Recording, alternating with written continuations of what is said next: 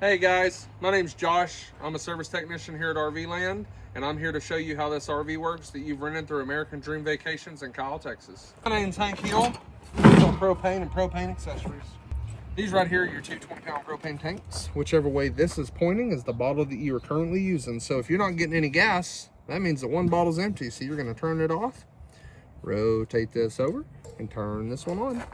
Located over here in this area, you're gonna find your outside shower. You're gonna have hot on the left, cold on the right, standard.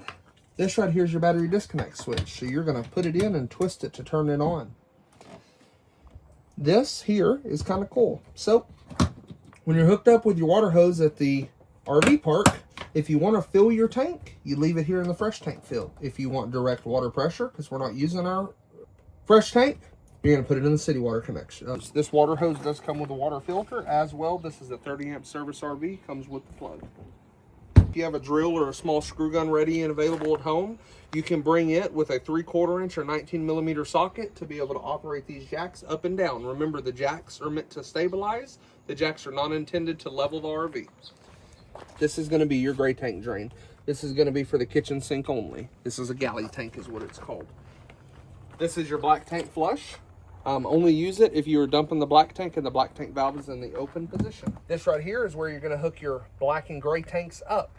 So, and they're color coded. Gray is going to be sinks and shower water. Black is going to be potty water. Remember, one valve at a time when we're hooked up dumping at a park, and our black tank valve never stays open. This is where you'll hook up the 30 amp service power cord. Make sure that you tighten this down. This outlet. If using the furnace in the wintertime to stay warm, that is going to get hot, so please do not touch it. And then this is your water heater location right here. There's nothing you can really do out here. This is your spray port fitting for your outside shower. So the shower on the other side that we talked about earlier can be disconnected or reconnected over here. This is no hot water, cold water only. In order to get this out, pick these latches up and slide this out. This right here is your, I feel like this got to come out further. It does, I think. Oh, it does. But how? It's going to stop right here, and you're going to pull it out a little bit further. This is a heat shield to make sure that nothing in here gets super hot while cooking. Now, in order to make sure that this has propane, you're going to squat down here. Right inside of here, you're going to find a propane connection. And you're going to hook it up here. Flip the gas on and you're ready to cook. Just like that, we're ready to rock and roll again and travel. This is going to be your outside Capri Sun fridge. Capri Sun fridge is 110 volt, which means that it's only going to start getting cold when you get plugged in at the campground. It will not be cold or get cold on the way there. We've got a fresh gravity fill here. You can stick your water hose in there and fill the fresh tank up if you would like. If you do have a radio on this RV, these are your outside speakers right here.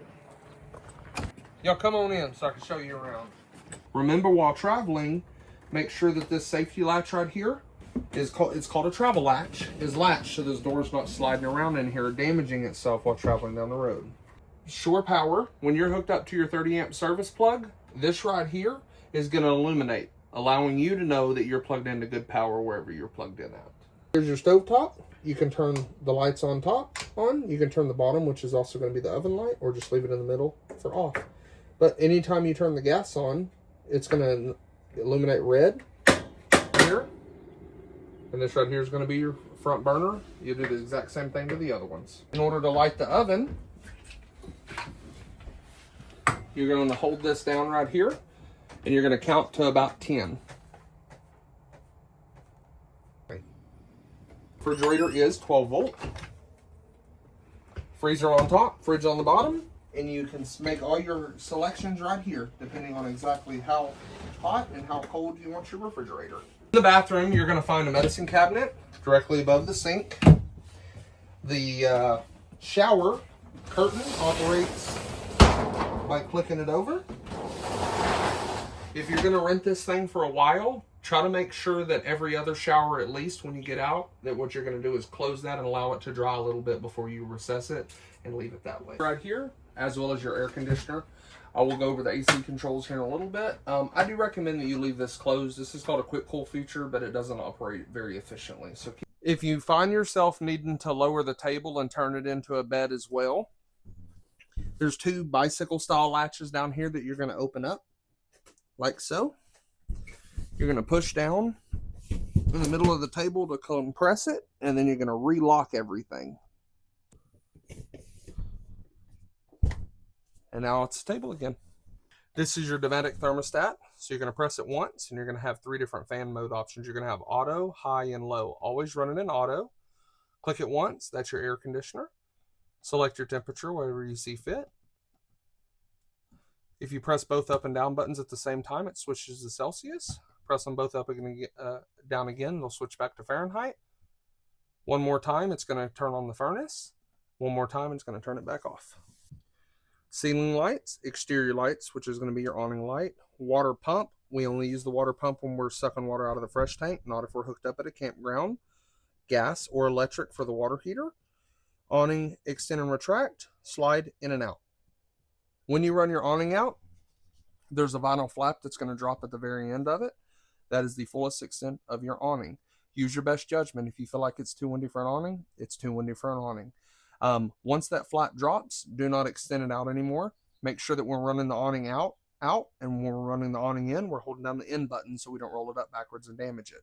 On the water heater, if your gas is not igniting, best way to find out is you're usually out of gas, so go ahead and light the stove. If the stove doesn't light, of course, switch over tanks at that point.